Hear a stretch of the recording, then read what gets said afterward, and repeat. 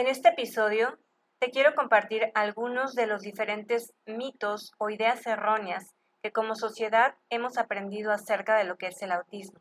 Y pienso que es muy importante primero desaprender las viejas creencias para poder aprender cosas nuevas.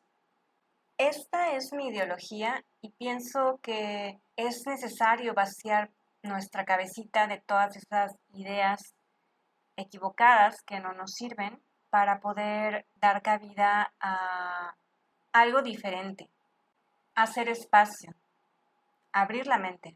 Y es que es igual a cuando deseas incorporar nuevos hábitos alimenticios en tu vida, cambiar tu dieta, mejorar tu salud. La indicación es dejar de comer harinas, azúcar, sal, refrescos, bebidas alcohólicas, etcétera, etcétera. Y pues aquí es igual. Con la mente primero hay que soltar lo que nos sirve para poder incorporar nuevas ideas. Así que bueno, pues comenzamos con el episodio.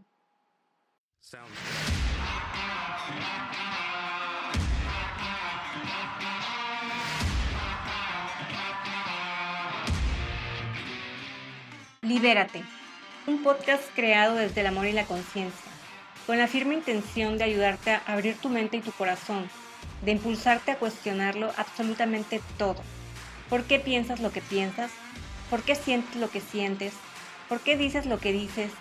¿Y por qué actúas en base a todo ello, creyendo que tu verdad es la única verdad que existe?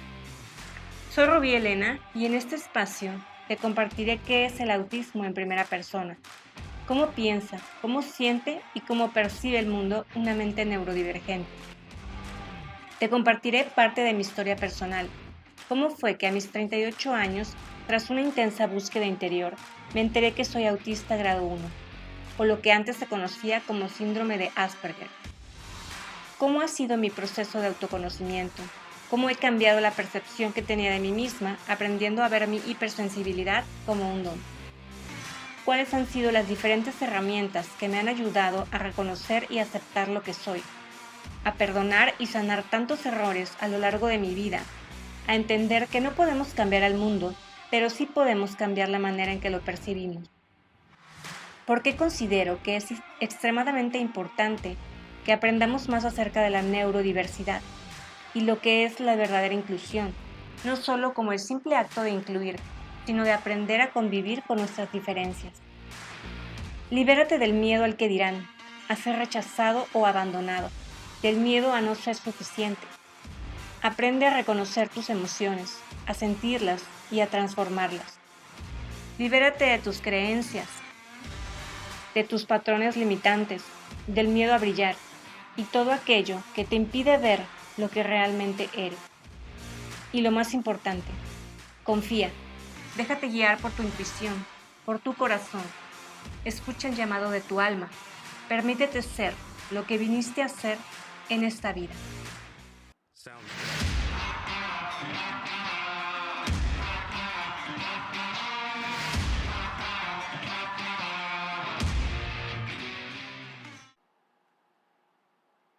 Hola, bienvenido a este segundo episodio en el cual te voy a hablar sobre lo que no es el autismo.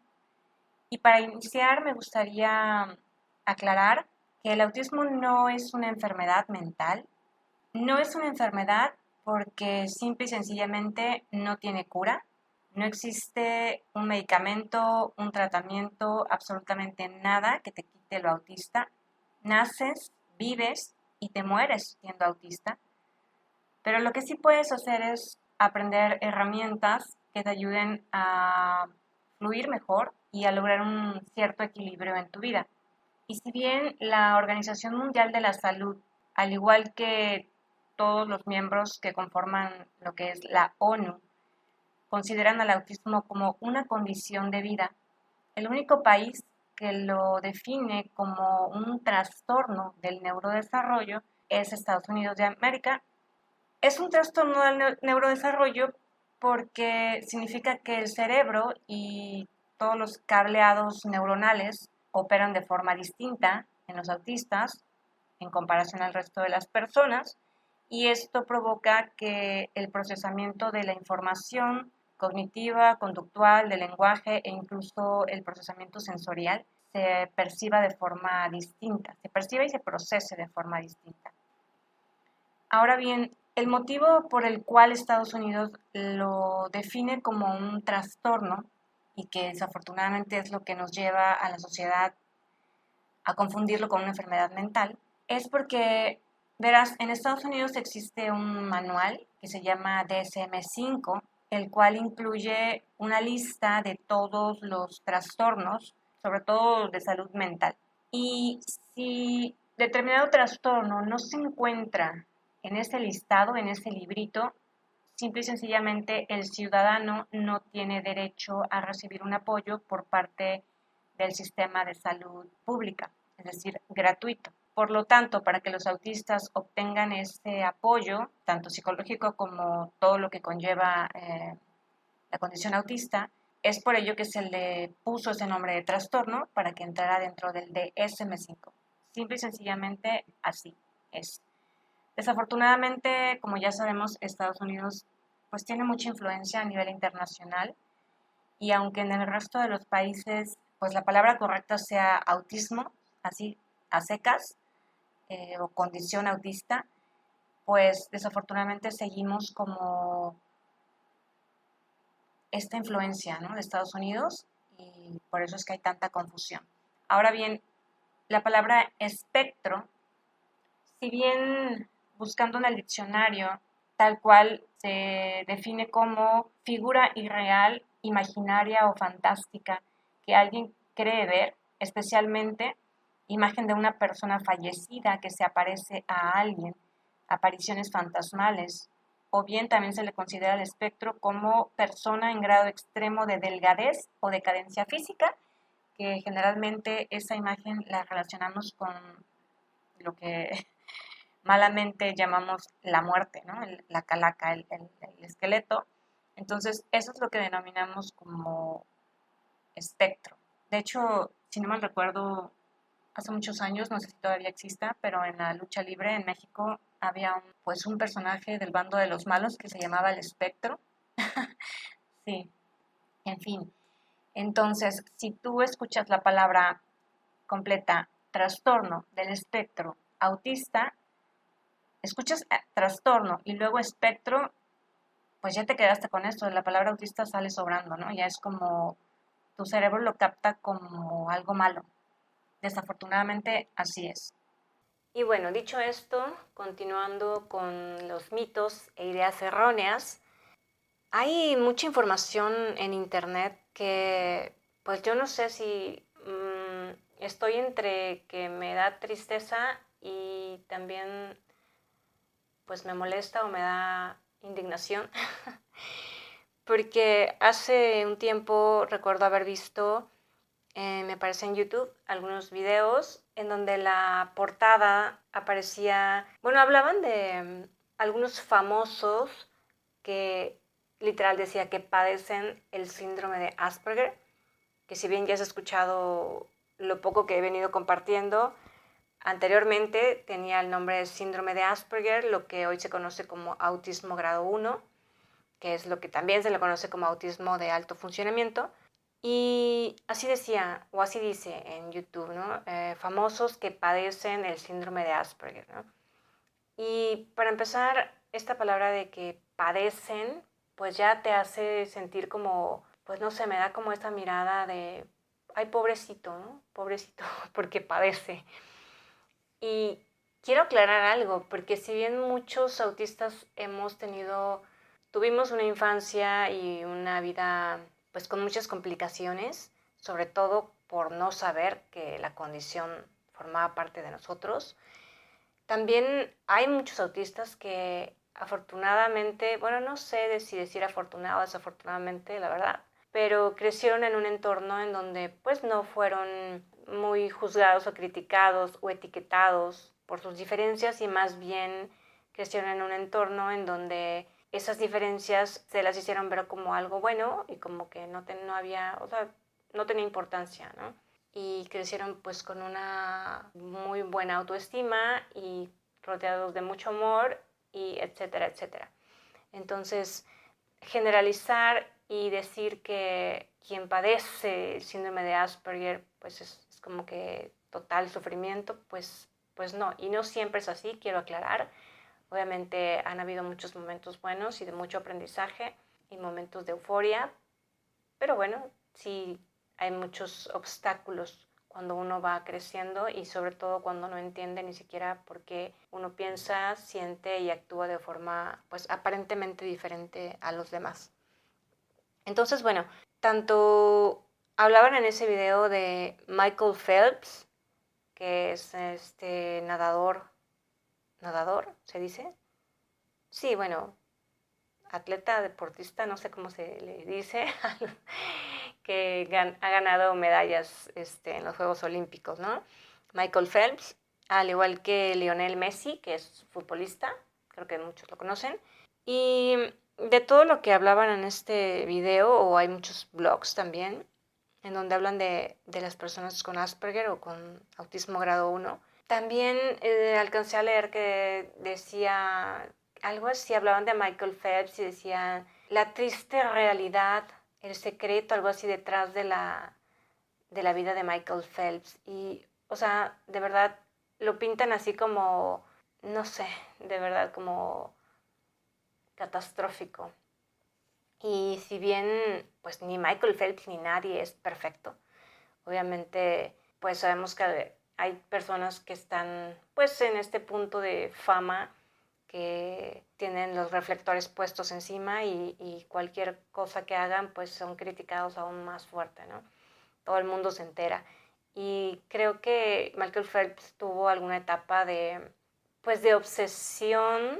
Si bien esa obsesión a veces nos sirve a los autistas para lograr cosas pues muy buenas, como en el caso de él, ganar medallas olímpicas, también a veces el tema de la obsesión nos lleva a caer en mucha ansiedad.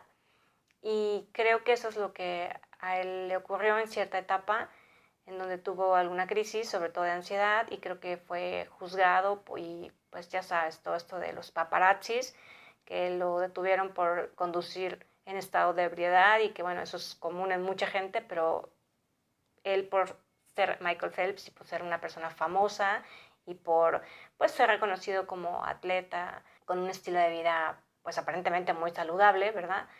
El que lo hayan cachado en estado de ebriedad y lo hayan detenido, pues es como wow, ¿no? Y por supuesto a todo este desliz, pues se lo atribuyeron a que padece el síndrome de Asperger, ¿no? Que es autista, cosa que pues, o sea, quizás sí tiene relación, por supuesto, pero no es, vaya, o sea, lo pintan nuevamente como algo malo, ¿no? Y es desafortunadamente pues lo que mucha gente se queda, ¿no? Con la idea de que Michael Phelps pues la cajeteó en su carrera como deportista, como nadador, por tener un trastorno de neurodesarrollo, ¿no? O por ser autista. Y esto es otra cosa pues errónea, porque hay personas que tienen la ayuda, pues no sé, psicológica, y vuelvo a repetir, crecen en un contexto, se desarrollan en un contexto en el cual pues los temas de ansiedad y todas las comorbilidades que acompañan el autismo pues no les afectan tanto. Entonces no me parece adecuado generalizar que alguien tenga caos en su vida y que se le atañe propiamente al tema del autismo, ¿no? Repito, hay personas que viven una vida de maravilla y también son autistas y pues bueno, así es esto. Y continuando con las ideas erróneas de lo que es el autismo, pues me atrevo a decir que desafortunadamente, pues no sé si solo Hollywood o todo este mundo de los medios de comunicación se han encargado de mostrar a la sociedad personajes que hacen o que los ponen como si representaran a toda persona autista, y vuelvo a repetir, eso es generalizar, y es por ello que no queda claro para muchos lo que es realmente el autismo. Y hay dos personajes principalmente que me gustaría mencionar, y uno es esta película de Rain Man, que recordarás, que es con Tom Cruise y Dustin Hoffman, en donde Dustin Hoffman es el hermano de Tom Cruise y es autista y tiene, pues obviamente lo que se le conoce como un autismo, pues grado 3, supongo, o algo así, a lo que suele decirse que es un autismo como más severo, que la verdad es que estas palabras no, como que no encajan cuando ya vas conociendo de qué va todo este tema del autismo, eso de decir quién es más severo y quién no, pues como que no aplica. Pero bueno, a este hombre Rain Man lo ponen como con sus movimientos muy estereotipados, es decir, como muy robóticos. El personaje es poco verbal, es muy inteligente, si no mal recuerdo, y se van él y Tom Cruise a Las Vegas y ganan mucho dinero en las maquinitas.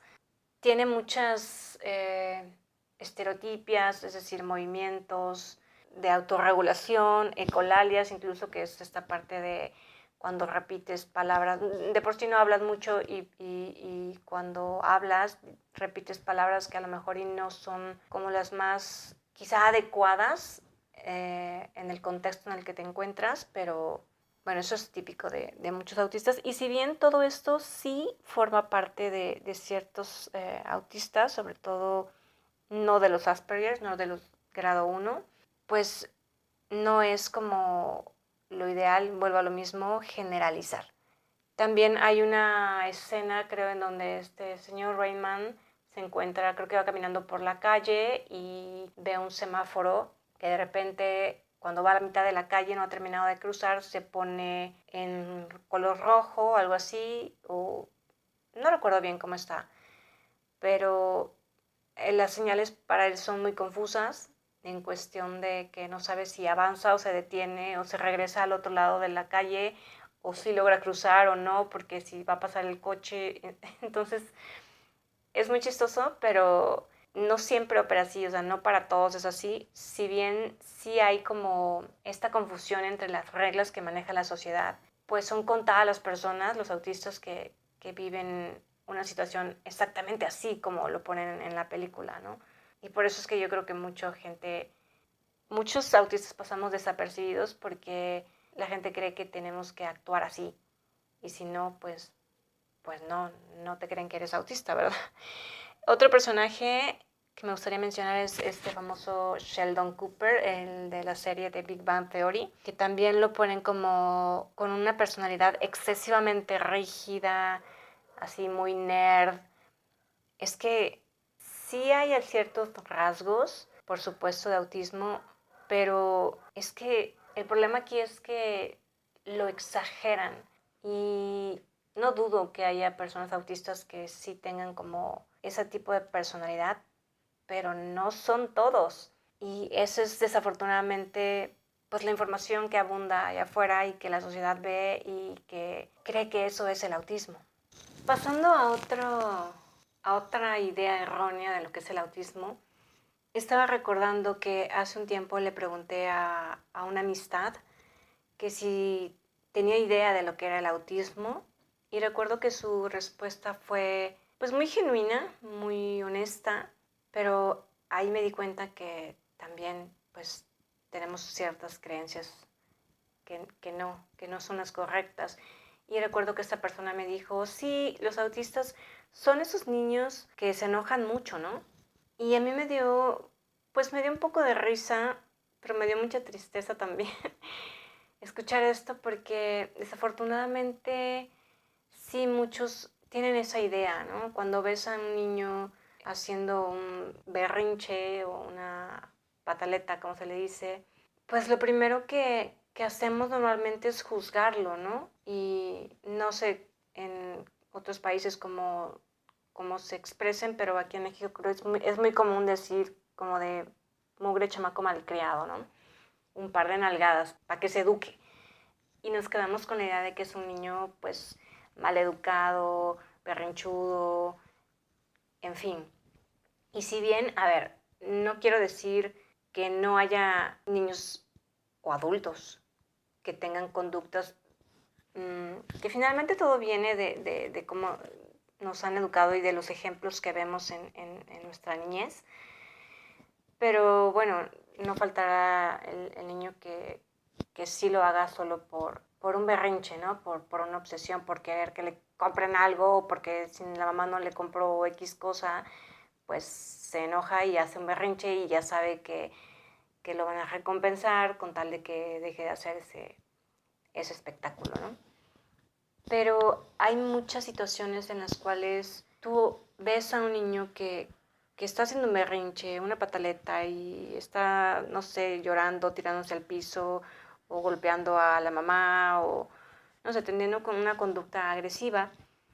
Pero es interesante porque yo en este caso sugeriría ir a ver el contexto de todo lo que ha ocurrido con ese niño horas, minutos o días previos a ese momento, porque sí, si bien puede estar enojado y puede estar haciendo un berrinche, el origen a veces no sabemos y puede venir incluso de un desorden de integración sensorial, es decir, si está en un lugar ese niño y hay mucho ruido o hubo algo que detonó su sistema nervioso y lo desreguló, puede que eso, entre muchas otras cosas, estén provocando pues esa conducta y lo único que está haciendo el niño es o explotando porque su sistema está totalmente desregulado o esté haciendo algo como con una actitud de protección. Él mismo se está protegiendo porque el entorno a veces se percibe como si te estuvieran atacando. Ya sé que suena muy loco, pero es así y yo lo entiendo porque también lo he vivido. De alguna forma yo nunca fui de mostrar conductas así de berrinches y tirarme al piso y hacer cosas, pero no quiere decir que no haya experimentado lo que quizá ese niño en cuestión esté experimentando, nada más que habemos personas que lo introyectamos, es decir, nos guardamos todas esas emociones, lo cual a la larga nos trae consecuencias de salud, tanto física como mental, pero hay personas que sí se permiten como sacarlo, ¿no? En este caso, esos son algunos de los niños que pues que hacen todo un espectáculo, ¿no? Ya sea en la calle o donde sea que estén, y hacen un berrinche, pero muchas veces no viene de una mala educación, como muchos suelen pensar. Tiene mucho que ver el contexto de cómo se está sintiendo ese niño y quiero explicarlo con un ejemplo, bueno, un ejemplo general de lo que a mí me ha ocurrido toda mi vida y de adulta también lo siento, nada más que, bueno, he ido haciéndome de herramientas para manejarlo mejor. Pero es como cuando tuviste una mala noche y por sensaciones en el cuerpo, por ruidos externos que no te permiten dormir y caes en un insomnio y por lo tanto tienes mucha ansiedad o bien tu mente está como muy alocada y no para, pues de entrada ya no dormiste bien y llega la mañana y te despiertas pues malhumorado o con pesadez, cansancio, dolor crónico, etcétera, y tienes que iniciar tu día, ya sea la escuela o trabajo, lo que sea. Y en esos lugares pues también hay muchos estímulos o muchas situaciones que te ocasionan ansiedad y emociones pues fuertes, que es lo que hacemos, que es lo que sabemos hacer bien los autistas, vivir todas las emociones muy intensamente. Todo eso nos desregula y así, ¿no? Inicia tu día mal, duermes mal, inicias pues entre comillas mal y no sé, tienes algún tema de sensibilidad con la comida, ya sea que comas en casa y tu mamá no sabe que eres sensible a tales alimentos y te hacen que te comas la comida y o te comes eso o no hay otra cosa y eso te hace daño a tu organismo, o bien si estás trabajando eres adulto y sueles tener que comer en algún restaurante, fonda o algún lugar que cercano a tu trabajo y algo pues no te cae muy bien al estómago y vas cargando con todas esas cuestiones internas, llega la tarde, noche y llegas a casa fulminado y si tienes que hacer todavía trabajo extra o tienes que hacer tarea, entonces llega el punto en el cual si de repente llega tu pareja o tu mamá o quien sea y te dice algo que solo sirve como para detonarte el botón, el último botón que te hacía falta apretar después de cargar con todo un día de mucha frustración, ansiedad, problema, pues de distintos tipos. Y llega esa persona y te hace un comentario X y tú detonas. O sea, ya estás en un punto en el cual no puedes más y le contestas mal o tienes una reacción pues que no es quizá la más amorosa y esa persona pues, se saca de onda, ¿no? Y dice, wow, pues yo qué te hice, ¿no? Apenas nada más te dije tal cosa que ni siquiera la puedo como considerar como que te haya ofendido y tu reacción como que pues no tiene explicación. Y es lo que nos pasa a muchos autistas y es lo que le pasa, por ejemplo, a esos niños, repito, no digo que todos, pero hay muchos casos que sí, en donde no sabemos cuál es el contexto y todo lo que ha estado viviendo ese niño y quizá llegó al punto en el cual se desbordó simplemente y tuvo una reacción, en este caso, de ira y la dejó salir, o sea, simplemente. Entonces, comento esto porque nos hemos quedado con esa idea, ¿no? Repito, en México solemos decir chamaco malcriado y con un par de nalgadas para que se eduque, pero no sabemos qué hay detrás de esa conducta. Y repito, no quiero decir que todos los niños que hacen berrinches son autistas y que traen un desorden sensorial o están desregulados, pero puede que sí, muchos de ellos. Entonces, este otro mito con respecto a los niños que son muy enojones o que hacen berrinche y que son malcriados, pues también sería bueno que lo analizáramos, pudiéramos observar más lo que ocurre y preguntar al niño o acercarnos a ver qué es lo que está pasando. Por supuesto, pues para poder apoyarlo o al menos no afectarlo más, que es lo que muchas veces muchos papás hacen, como desconocen lo que está pasando con el niño y los niños pues no tienen esta capacidad de externar, de hablar, de decir qué es lo que está pasando, porque aparte ni siquiera no sabes qué es lo que pasa contigo y es lo que nos lleva a vivir una vida de mucha confusión, porque no entiendes ni qué pasa en el mundo externo, ni qué pasa en el mundo interno, entonces, bueno, ahí es cuando llegan los colapsos. Pero bueno, ese es el tema, el mito de los niños que son muy enojones. Y bueno, otra idea errónea con respecto al autismo es, como ya lo mencionaba en el episodio anterior, esto de que el autista no tiene como habilidades sociales. Verás, no es en sí que no sepamos socializar.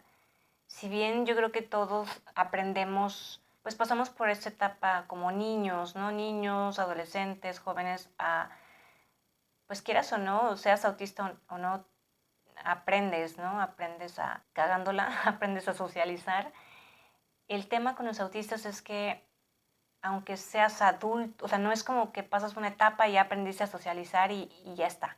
Más bien es lo que nos diferencia del resto de las personas, es que aún siendo adulto es, pues más que complicado, suele ser confuso porque muchas veces no entiendes por qué las personas actúan como actúan y eso causa mucha confusión y esa confusión es la que a veces te lleva a desconfiar o a de plano no querer intentarlo porque, por supuesto, ¿no? Por miedo, es como miedo al fracaso, pero no es que no sepamos o que no podamos socializar, es que no queremos socializar o no podemos socializar de la forma en que muchas personas neurotípicas hacen. En mi caso, y yo sé que muchas personas con las que he convivido podrían decir que yo no tengo problemas para socializar, pero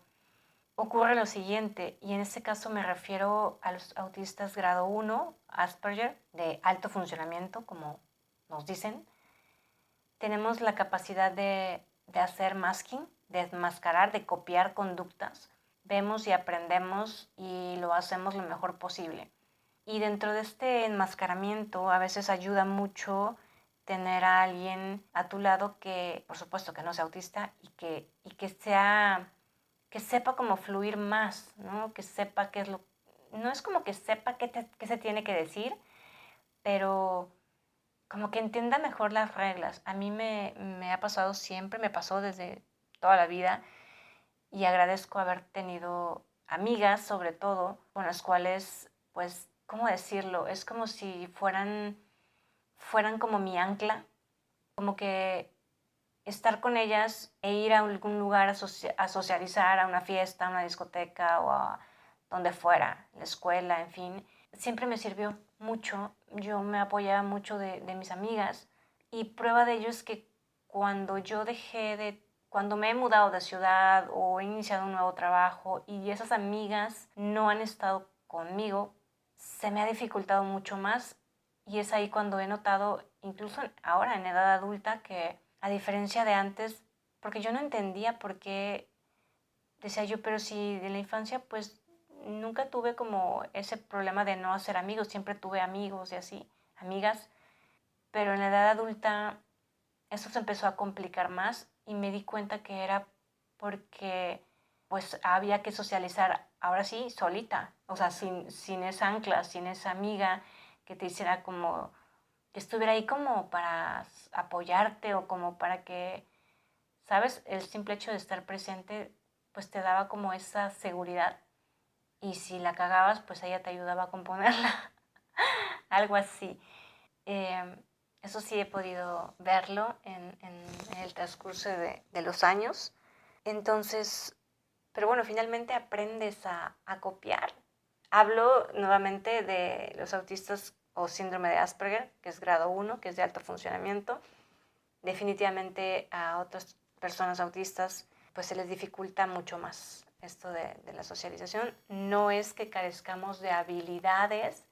Vuelvo al tema, es como si estuvieras en un lugar en donde las reglas del juego no te favorecen o no las entiendes, pues obviamente no puedes entrarle a la acción como se espera o como quisieras, porque hay mucha confusión en ese proceso. Pero si, y esto está comprobado y lo he escuchado cada vez más de personas, a mí desafortunadamente no he tenido la oportunidad de compartir con más personas autistas, pero sí he escuchado que entre autistas pues como que se entienden mejor. O sea, hay muchas cosas más en común, conductas y tal, que no son juzgadas porque todos sabemos como de qué va la cosa y eso lo facilita. Y bueno, por último, quisiera concluir con otro mito que si bien es como, aquí sería como un término medio, este tema de que los autistas no podemos mirar a los ojos.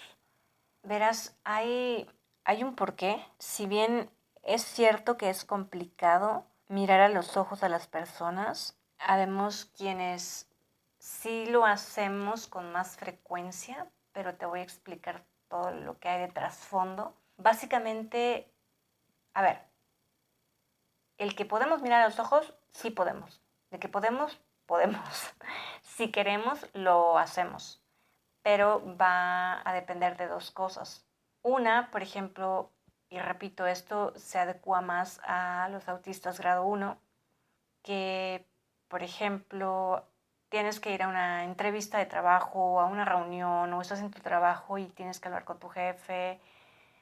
O sea, situaciones en donde se requiere, pues llámale, no sé, por una cuestión de ética, de pues de confianza o de fiabilidad, porque si no miras a los ojos llegan a desconfiar de ti. Entonces, para que la gente no desconfíe de ti o no te vea mal, pues te atreves a hacerlo, o sea, sí lo haces, a veces como por obligación, pero vaya, de que se puede, se puede. Pero esto sé que es imperceptible por las demás personas y por eso lo quiero explicar desde mi punto, desde mi experiencia como autista, porque así puedes mirar a los ojos y aparentemente no esté pasando nada y sea algo, pues, ¿cómo decirlo?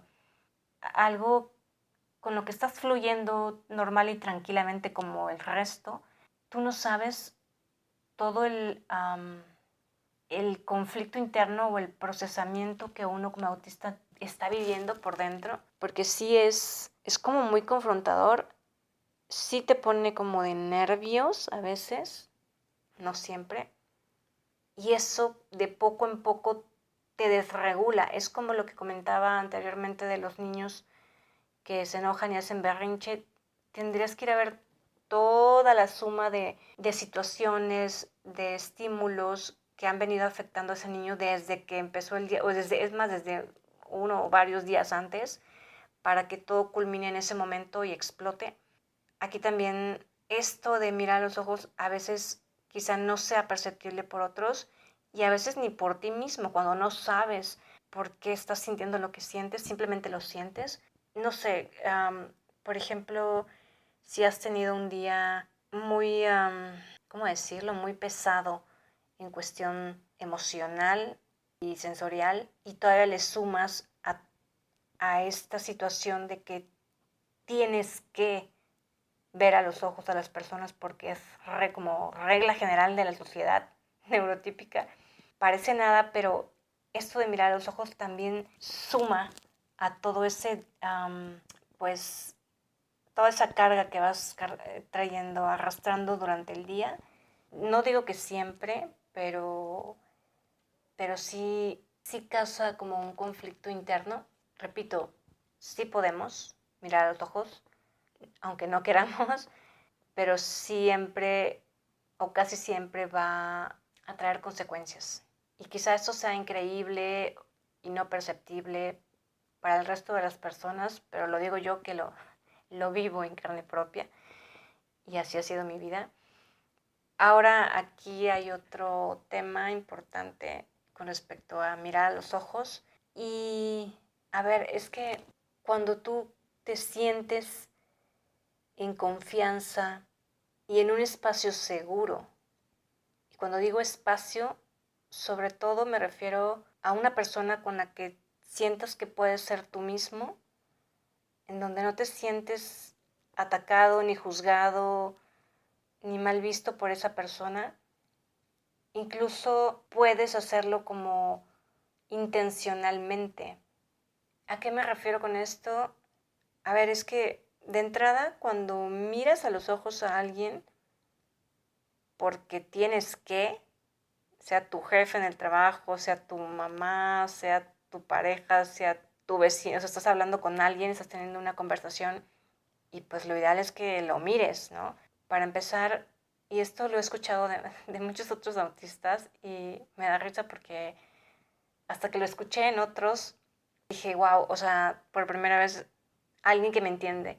Y es que ves a la otra persona, lo ves pero no lo ves, no sé cómo explicar.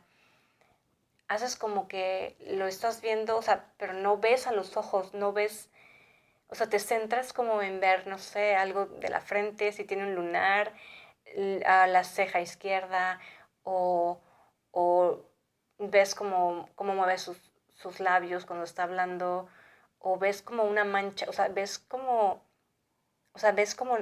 pero no ves.